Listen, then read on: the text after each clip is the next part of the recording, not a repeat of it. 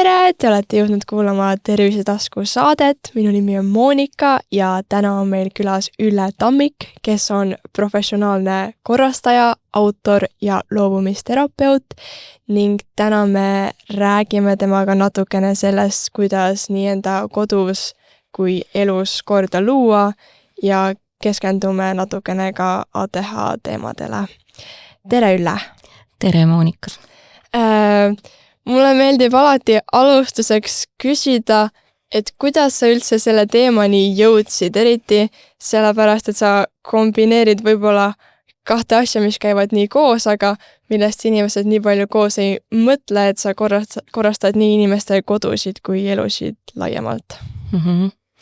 Jah, sest korrastamine on minu jaoks ja üleüldisemalt selline sügavam emotsionaalne protsess, et väga sageli arvatakse, et korrastamine on asjade sorteerimine, lihtne koristamine, et sa tuled ja teed sellise ilusa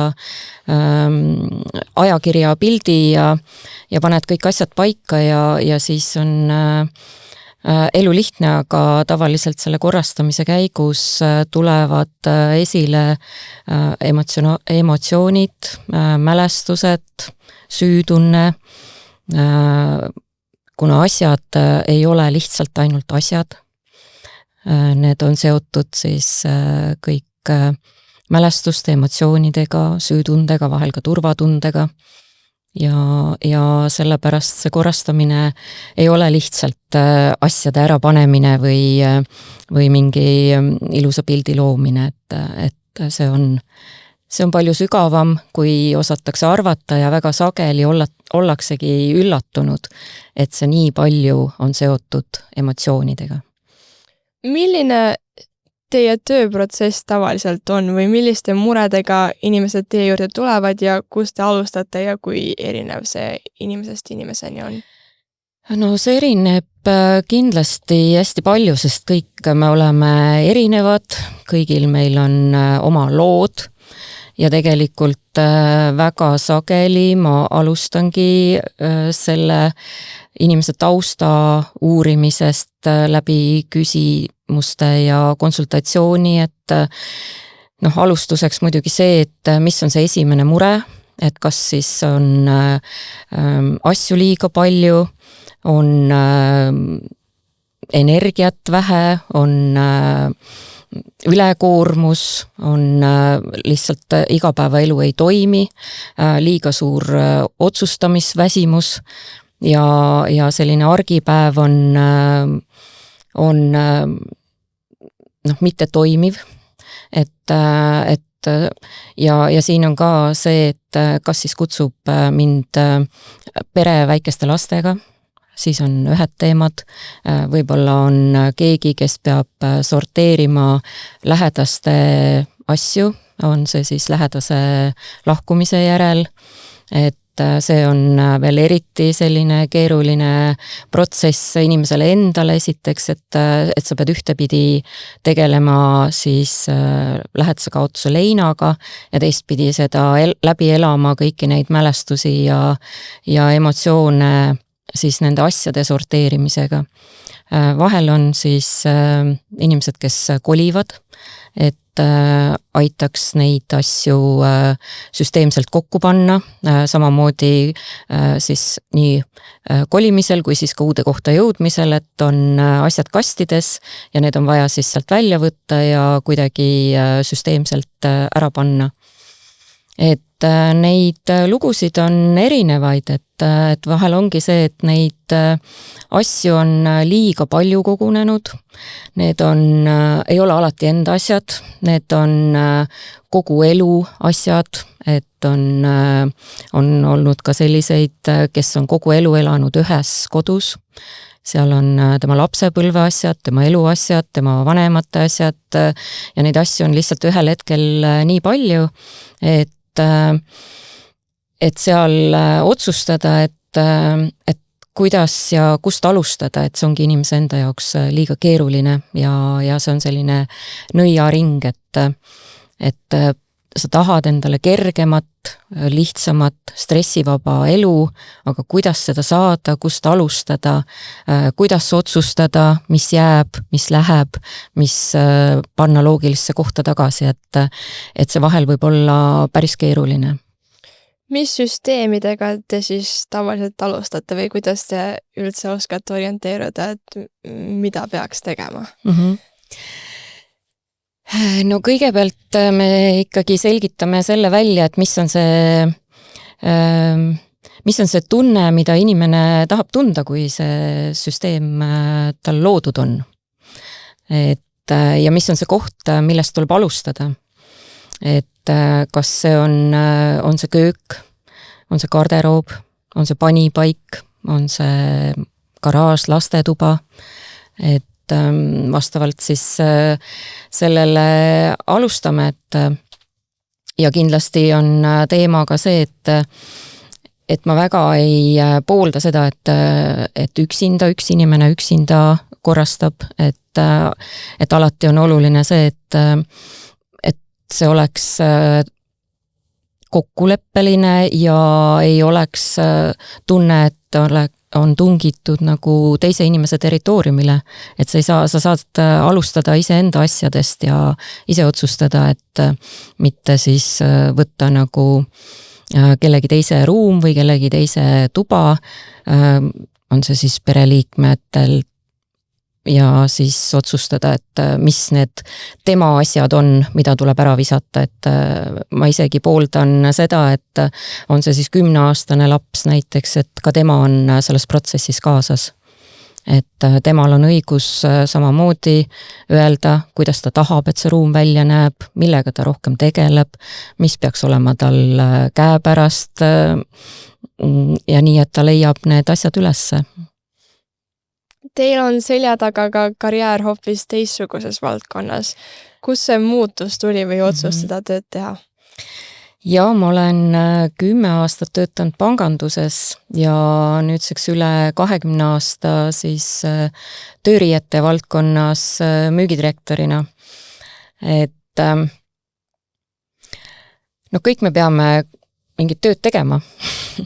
Et see on, kunagi pangatöö oli minu jaoks unistus, ma unistasin panka tööle saamisest nii, et alustuseks ma nägin töökuulutust, otsiti tellerit, ma ei teadnud, mis see teller tähendab, aga ma teadsin, et ma tahan seda saada. Ja ühel päeval juhtus nii, et pangadirektor kutsus mind oma kabinetti ja ütles, et meil on töötajat vaja ja ta on minu peale mõelnud, mis oli nagu täiesti uskumatu kogemus selles mõttes, et ma ei olnud sellest unistusest mitte kellelegi rääkinud. Ja muidugi ma võtsin mõtlemisaega, aga tegelikult olin ma ju otsustanud juba sellel hetkel, kui see pakkumine tehti. Ja 10 aastat see minu jaoks toimis. Ja siis tuli kuidagi selline rahutus hinge, kus mulle tundus, et ma olen kõike teinud, ma olen kõike näinud, ma juba enam-vähem aiman, mis klient mulle leti ees ütleb ja selle minu jaoks selline nagu võlu või selline uudsus kadus ära. Ja siis ma tulin ära sealt töölt ja üsna pea sain siis müügidirektoriks siis tööriiete valdkonnas. Ja see oli ka selline põnev alguses, et uus valdkond, kui ma ennem olin teeninduses, siis sattusin küll müüki, aga ettevõte oli tootis tööriideid, minu roll oli siis vastutada Eesti müügi eest. Ja samamoodi see kõik oli põnev kuni ühe hetkeni, kus ma tundsin, et hommikul sõidad tööle ja tunned, et rahutus on hinges ja mõtled, et miks ma seda teen ja kellele ma seda teen ja mis see point on, et mis mul on tööandjale vastu anda ja mis mul on sealt vastu saada ja see selline iseenda konflikt iseenda sees muutus nii suureks, et ma lihtsalt ühel hetkel palusin võimalust ära minna töölt. aga selle töötamise aja jooksul ma kogu aeg otsisin endal midagi, mis seda rahutust nagu leevendaks. Ja siis ma õppisin vahepeal Holistika Instituudis. Sealt ka minu selline teraapia, huvi ja tugi. Ja siis 2018 oli ühe spontaanse kirjutamise tulemusena, siis ma leidsin enda jaoks selle korrastamise. Ja see, et see arusaamine, see avastus minu jaoks oli lihtsalt nii hämmastav, et sellel hetkel ma imestasin, et kuidas ma selle peale varem ei tulnud. Et sellest hetkest võiski nagu öelda, et kui ma sinnamaani olin teinud tööd sellepärast, et see on roll, mida sa täidad, sul on lapsed, sul on sissetulekut vaja, see loomulikult ka mingil ajal andis hästi palju, põnev, uudne, sa tunned, et sa arened, sa õpid midagi uut, aga kogu aeg hing sees tahtis midagi muud. Midagi, mis on nagu minu oma. Ja kui ma selle avastuse enda jaoks tegin, see oli jah, selline hetk, kus ma sain aru, et see oli kogu aeg mu nina ees, sest et ma isegi oma töökohtades korrastasin tööruume, dokumente, ma seisin hea selle eest, et seal oleks ubane nii inimestel kui klientidel ja ma olin nagu kogu aeg seda teinud ja ma imestasin, et kuidas ma ei olnud selleni varem jõudnud. Aga sellest hetkest alates, kui ma seda õppisin ja kui ma nüüd olen sellega nii-öelda täiskohaga tööle hakanud, võttis aega päris mitmeid aastaid. Te räägite, et olete juba väga pika aega ka enne seda, kui te hakkasite seda tööd päriselt tegema, olnud korrastaja ja teadlikult või mitte teadlikult seda teinud. Aga kas teie enda elus on olnud ka hetki, kus igapäevaelu hakkab kaoseks muutuma ja asjad ei ole nii, nagu te tahaksite? Jaa, et kui mulle see taipamine tuli, et elu ülesanne on aidata inimestel korda ja süsteemi luua, et siis ma saingi aru, et ma olen seda tõesti teinud lapsepõlvest peale, et ma olen vajanud enda ümber korda, ma olen vajanud iseenda ümber süsteemi, mind on väsitanud asjade rohkus, mind on väsitanud tegevuste rohkus ja see taipamine, see 2018 mul polnud õrna aimugi veel, et kõik see eelnev, mis ma rääkisin siin, see rahutus töökohtades ja töökohtade vahetus, et see teadmine jõudis minuni alles siin 1,5 aastat tagasi, et selle eneseotsingute ja sisemise rahutuse ja sellise eneses korra otsimine ja enda ümber korra vajamine on tegelikult osake ATH-st. Ja minu enda kaos igapäevane tegelikult on liigsete mõtete rohkus, selline enda tohutu kurnamine kõikvõimalike tegevustega, sellised mõtete hekslemised, et kui ma alati ütlen, et inimesed pöörduvad minu poole ja räägivad sellest, kuidas nad on väsinud asjadest ja asjade rohkusest, et siis mina mõistan neid täiesti tänu sellele, et minu jaoks on näiteks konkreetne arvuti ekraanil 30 avatud brauseri omamine sama tunne, et ma komistan nende avatud brauserite otsa, need meenutavad mulle kogu aeg seda, et need on tegemata asjad, pooleli olevad asjad, et need on kogu aeg need asjad, mis väsitavad tegelikult isegi siis, kui sa nendega konkreetselt ei tegele, sest need on kogu aeg pooleli. Sa kogu aeg näed seda vajadust midagi teha, kas ma ütlen arvutis, sa ei komista asjadele otsa, arvutisse komistad otsa siis, kui sul näiteks Gmail ütleb, et maht on täis, osta juurde või kustuta ära asjad või su arvuti on liiga aeglane, et siis kodudes sageli on see, et inimesed otsivad suuremat elamispinda või rendivad miniladusid, et nende asjade otsa mitte komistada. Ja minu enda kogemus asjadest, kui rääkida, siis on see, et ma olen üle elanud tulekahju, ma olen üle elanud varguse, ma olen kolinud mitu korda ja kui ma meenutasin selle taipamise saamisest alates oma suhet asjadega, siis ma sain aru, et iga kord, kui mul oli elus mingi olukord, kas ma siis kolisin või oli suhetes keerulisi olukordi või ma olin vaimselt väsinud või mingitest olukordadest kurnatud, siis ma hakkasin korrastama. Et see oli minu jaoks nagu meditatsioon ja tegelikult see on siiamaani. Et kui mu kodu on korras, kui mu arvuti on puhas, siis ma ise tunnen ennast rahulikumalt, ma tunnen ennast tasakaalus ja mul on kergem hingata. Ja see on see, mida ma tahan ka inimestele pakkuda. Kuidas te enda ATH avastasite?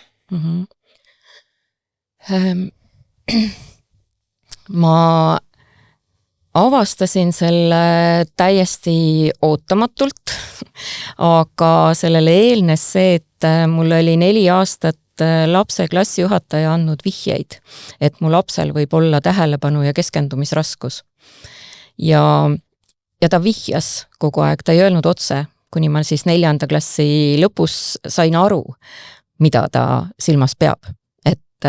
Et küsisin otse välja, et kas te peate silmas, et ma peaks minema ATH testima. Ja siis ma käisin tütrega selle teekonna läbi ja selgus, et tal ATH-d ei ole. Et kui tavaliselt tagasiside andes psühholoogid ütlevad, et see kas siis on A kõrgemal või D kõrgemal või H, eks ole, aktiivsus, tähelepanu häire on ju. Et siis tütrel oli see selline horisontaalne joon.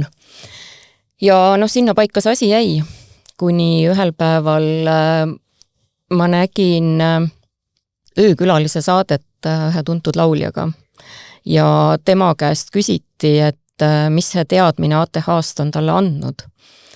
Ja minu jaoks oli seda saadet vaadates üks hämming, et sellel lauljal on ATH, et kes tundus nii loominguline, tagasihoidlik, malbe, imeline laulja, et tal on ATH, et see on ju klassikaline mõte on ju tavaliselt see, et need on sellised hüperaktiivsed ja teevad palju asju ja jõuavad palju ja üleüldse on nagu sellised energilised ja kõvaäälsed ja seal need laused, millest ta rääkis, need läksid nagu nii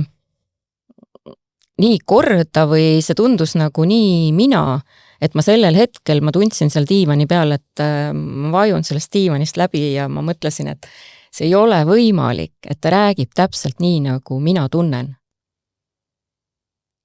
Ja see oli nagu tõesti selline hetk, et kui see saade lõppes, loomulikult tänapäeval Google ette ja AI-d ja kõik võimalikud variandid ja hakkasin, kirjutasingi, et palun anna mulle küsimustik ja siis ma hakkasin neid küsimustikele vastama ja seda enam see nagu mu jaoks selliseks hämminguks nagu muutus, et pole võimalik, et need asjad, millega ma olen läbi elu silmitsi seisnud, mis on mind trigerdanud, kaasa arvatud ka nagu see, et ma sain aru, et miks ma olen töökohtadel ühel hetkel rahutuks muutunud. Ja kui sa guugeldad, siis loomulikult tuleb sulle küpsistega igalt poolt neid videoid või mingeid artikleid ette ja siis ma kuulasin ühte podcasti, kus ma tean, ma läksin koeraga jalutama ja ma kuulasin ja mõtlesin, et lihtsalt ei ole võimalik. Sellepärast, et ta rääkis näiteks kas või sellest ülikoolis käimisest ja ülikooli lõpetamisest ja see kuidagi nagu tundus nii ilmselge, et ühel hetkel mulle tunduski, et patt oleks jätta siis nii-öelda diagnoosi saamata. Ja selleks hetkeks ma olin ka oma viimasel töökohal tundnud, et see, mida ma teen, et see on midagi, et see ei ole isegi paralleelne sellele, mida ma tahan teha, et mul on enda ettevõtte olemas, mul on see korrastamine, see on mu süda, hing ja soov. Ja siis ma teen tegelikult tööd kellelegi teisele, kes isegi seda võib-olla piisavalt ei väärtusta. Ja ma tundsin, et ma ei taha seda teha, et siin on minu otsus nüüd, et ma võtangi ainult enda asja ette. Ja siis ma käisingi seda testi tegemas, aga see töökoha eelmine teema oligi see, et siis hakkasid tekkima ka lisaks sellele, et ma tundsin, et see töö ei anna mulle mitte midagi ja mul ei ole sinna ka vastu midagi anda. Mul tekkis endal selline tohutu impulsiivsus, et see hakkas mind häirima selles mõttes, et mul oli raske toime tulla nende tugevate tunnetega, et kui mingi asi ajas vihale, siis see ajas ikkagi 100-ga ja mitte pikalt, vaid 0-100 sekundiga, et see kõik nagu muutus mu jaoks nagu too much, et liiga palju on. Ja sellel hetkel, kui ma siis neid küsitlusi ja intervjuud ja teste läksin tegema, et siis ma olin ise juba 95% kindel, et mõtlesin, et kui ma seda diagnoosi ei saa, et siis ma olen lihtsalt hulluks läinud. Aga see diagnoos tuli kohe, kui siis psühhiaater need testid üle vaatas. Ja nii ta tuli, nii et ja ma olen tänaseks sellele lauljale ülitänulik ja ma olen saanud õnneks talle selle tänuga otse edasi öelda. Ja me oleme ka omavahel vesteldes jõudnud ka sellele taipamisele, mis võib-olla lõhub ka natukene seda eelarvamusi, et mis arvatakse, et ATH-d on laisad ja lohakad, et siis tegelikult nad vajavad tänu sellele, et see sees on tohutu müra, et tänu sellele nad vajavad enda ümber vähem müra, vähem visuaalset müra, vähem igasugust müra, et olla tasakaalus iseendaga. Mis on kindlad tunnusjooned, mis võivad viidata, et inimesel on ATH?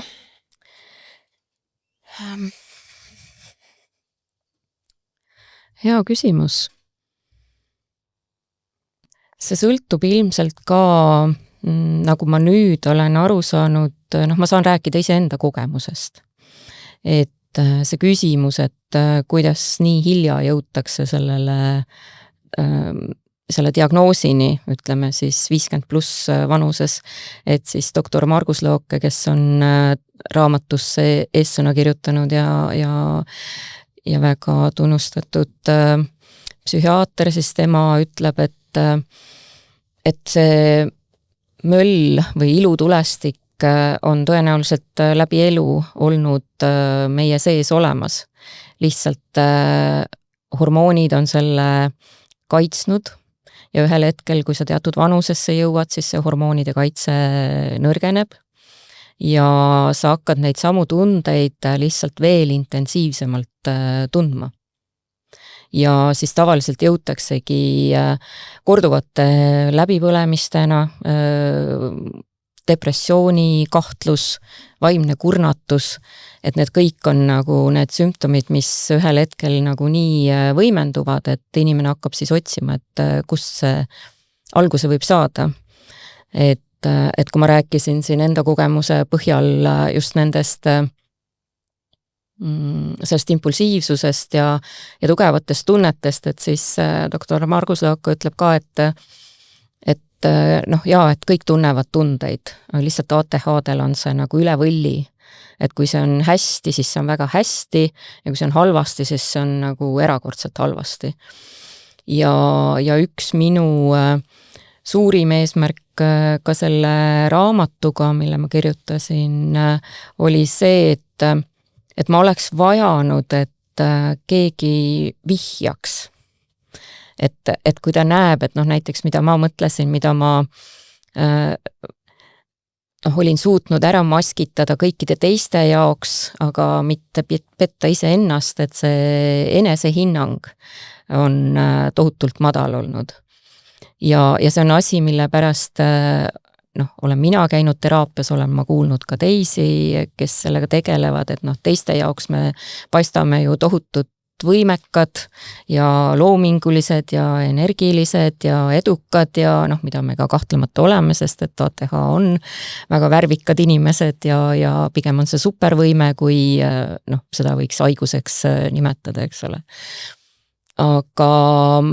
Aga kas või need varasemad teraapiadki, et kui oleks keegi mulle natukene vihjanud, et äkki sa mõtled selle peale, et äkki siin on selline võimalus, et siis iseennast tundma õppides oleks see tasakaal ja kvaliteetsemad aastad kindlasti olnud paremad, ma arvan. Et ja just see sükene rahulolematus, oligi see depressiivsus võib-olla, mis on paljudel on, kui sa küsid märke. Ja mõtete ütlemine, hüperfookus ja seal samas jälle see, et sa ei suuda tegevustega alustada, sa ei suuda ühte tegevust lõpuni teha algusest lõpuni. Et kui sa hakkad näiteks süüa tegema, siis sul on samal ajal vaja võib-olla kirjutada paar rida või paar lehte mõnda artiklit, pesu pesema panna, võib-olla käid vahepeal koeraga jalutamas, et sa kogu aeg nagu eksled ühe tegevuse juurest teise juurde. Et need on võib-olla sellised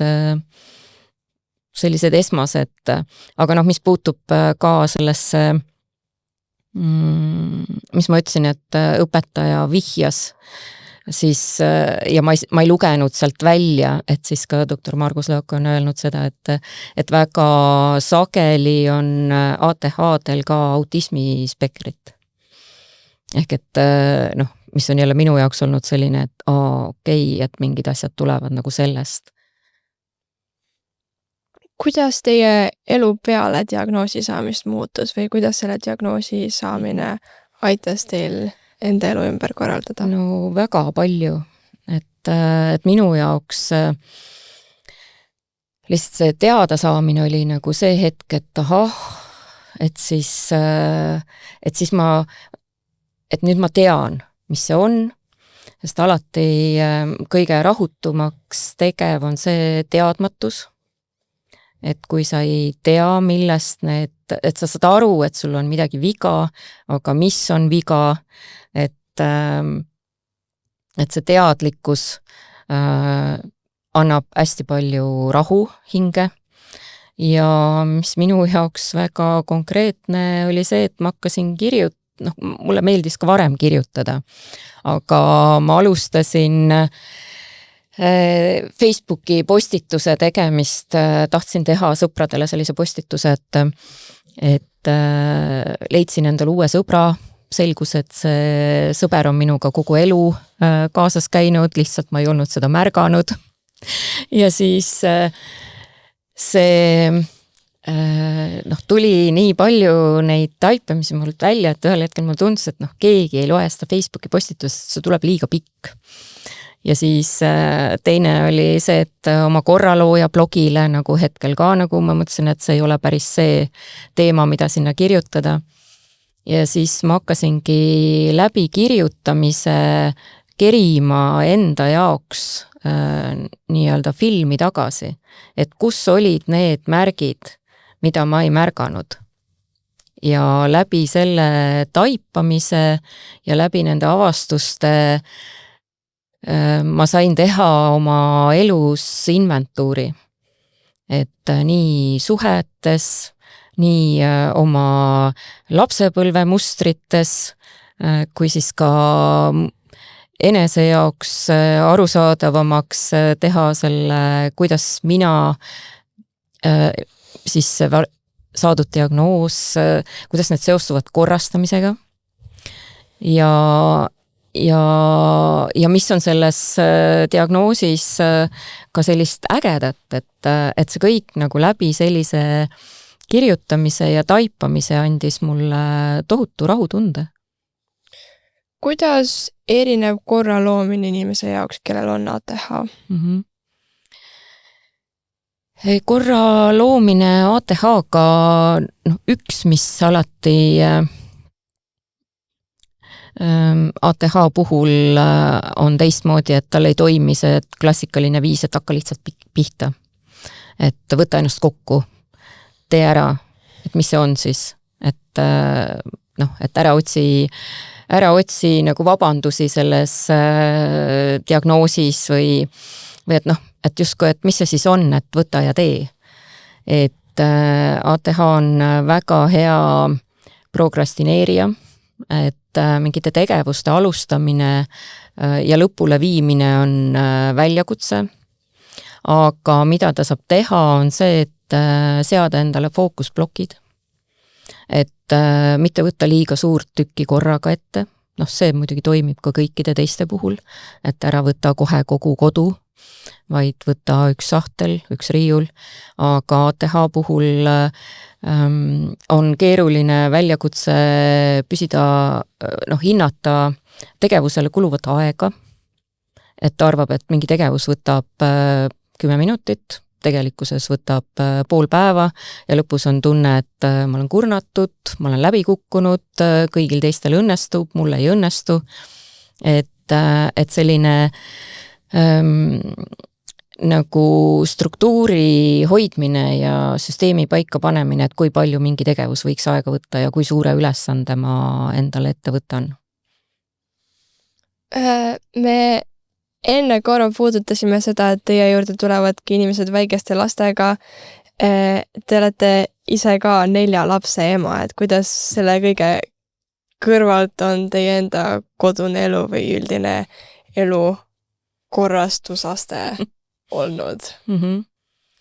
No mul on tõesti 4 last, aga ma tavaliselt ütlen, et mul on 2 ja 2 last, sest et vanemad lapsed on 36 ja 33 ja siis on 21 aastat pikk vahe ja siis sealt tuleb edasi 15 ja 12. Et mul ei ole olnud korraga 4 last, on 2 ja 2 last olnud. Aga mis on minu puhul alati toiminud see, et nagu ma ütlen, ma vajan enda ümber korda ja mulle väga meeldib endale korda luua, aga minu jaoks on ka hästi oluline, et lapsed on kaasatud, et väga lihtne asi kas või seegi, et sa lased lastel, kui sa tuled poest poekotiga, et sa lased lastel võtta selle poekoti tühjaks ja panna asjad kappi, siis ta ju teab ka, mis seal kapis on. Ja samamoodi väikeste laste puhul see, et sa teed selle ülesande oma toa koristamisest mänguliseks, et see oleks mitte selline, et sina mine ja tee, vaid et teeme koos ja järjepidevus. Et see on see võtmesõna, et kui sa ise teed ees ja sa ei tee sellest laste jaoks mingit tohutut stressi ja ma ei tea, traumat, nagu väga paljud inimesed on ka öelnud, et kuidas neil omal ajal lapsepõlve kodus oli see selline must ja kõik teeme ja kõik on umbes täna sellise tundega, et ma ei taha seda sama tunnet tunda, ma oma lastele seda ei tee. Et see selline kaasamine, järjekindlus ja võib-olla enda eeskuju on aidanud lastega toime tulla ja lihtsad süsteemid ja mul on hästi oluline ka see, et ma tean iseenda jaoks, et ma tean seda päevakava ja ma tean, kus asjad on, ma tean, kus keegi on, et need on sellised iseenda toimetulekumehhanismid, mis on kuidagi võib-olla isegi mitte ka nii väga teadlikult toiminud. Aga läbi tegevuste ja see mulle tundub, et see toimib, kuigi alati peab ütlema ka seda, et kõik lapsed on ju erinevad, et nii nagu kõik inimesed on erinevad, et sa ühtepidi oled eeskujuks nagu üks inimene, aga sellised korrastusstiilid või vajadus enda ümber korra järgi on ka lastel erinevad, et samamoodi on minu lastel see erinev. Kui tihti teil praegu üldse on nii, et kodu ei oleks korras või elus on väike katastroof? Pean tunnistama, et mitte väga tihti. Aga see on, see saab olla nii, et on aegu, kus on kõik väga korras ja seal samas on hetki, kus need asjad ei ole nii korras, aga see on tavaliselt siis, kui on sellised kiiremad ajad. Palju kodust väljas tegemisi aga ma olen enese jaoks leidnud nagu selle, et ma ei lase sellel kaosel liiga suureks minna ja liiga pikalt kesta.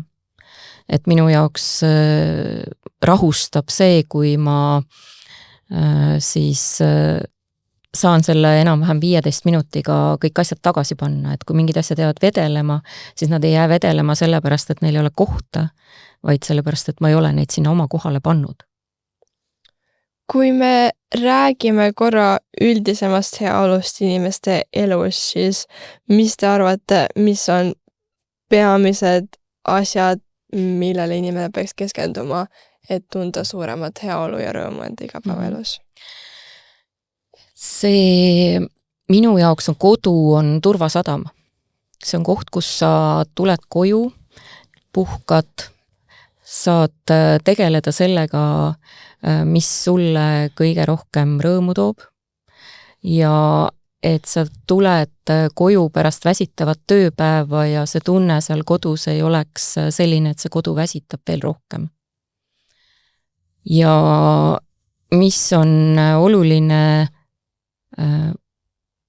igal inimesele, mis tema jaoks kõige suuremat väärtust loob, et kas need on suhted, kas see on mõni loominguline tegevus, kas seal on lapsed, et mis on need tegevused, mida inimene tahab teha, mis teda täidab ja kui ta ei saa seda teha sellepärast, et tal on kodus asju liiga palju või seal puudub süsteem või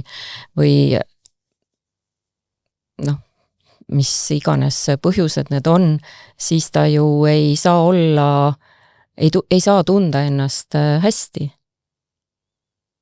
Et need on need hetked, kus tuleks nagu hinnata, et kas see kodu viib su fookuse mujale sellest, mida sa tegelikult ise tahad teha.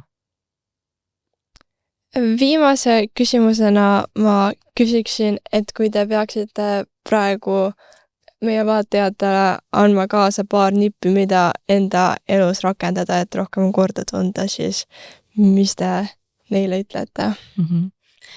Ma alati naljaga pooleks ütlen, et korrastamine on nagu mitme peaga lohe taltsutamine, et kui sa ühes kohas saad pea maha, et siis teises kohas tuleb 3 tükki asemele, et ma soovitan kindlasti alustada väikestest asjadest, mitte emotsionaalsetest asjadest, et kui ma küsin tavaliselt, et mis sind kodus kõige rohkem häirib, siis tegelikult see nipp on selles, et sellest, mis häirib, sellest ei ole hea mõte alustada, sest see on tavaliselt ka kõige emotsionaalsem koht. Ja ma soovitan selle ülesande teha enese jaoks võimalikult lihtsaks, alustada siis kas ühest kapist, ühest riiulist, ühest toast, ühest kategooriast ja seada endale siis selline kas või alustuseks selline 15-minutiline korrastusprotsess, et sa panedki endale stopperi käima ja 15 minutit. Ja tegelikult teine on see, et korrastamine on järjepidev tegevus nii nagu pesus käimine. Et ei ole nii, et sa käid ühe korra saunas ära, siis rohkem ei ole vaja. Et korrastamisega on tegelikult sama. Et igal inimesel on oma kogus asju, mis on tema jaoks hallatav ja mis on tema jaoks piisav. Ja tavaliselt tekib see rahutus siis, kui neid asju on liiga palju ja siis tekib otsustusväsimus. Et sul on kogu aeg on lahtsi otsi ja see visuaalne müra väsitab isegi siis, kui sa sellega tegelikult ei tegele. Suur aitäh teile, Ülle! Aitäh kutsumast! Ja suur aitäh ka kõigile Tervisetasku kuulajatele. Ma loodan, et te leidsite siit meie vestlusest midagi väärtuslikku, mida täna endaga kaasa võtta. Ja et meie tegemistega rohkem kursis olla, siis lugege tervisetasku.ee veebilehte ja näeme juba järgmises saates.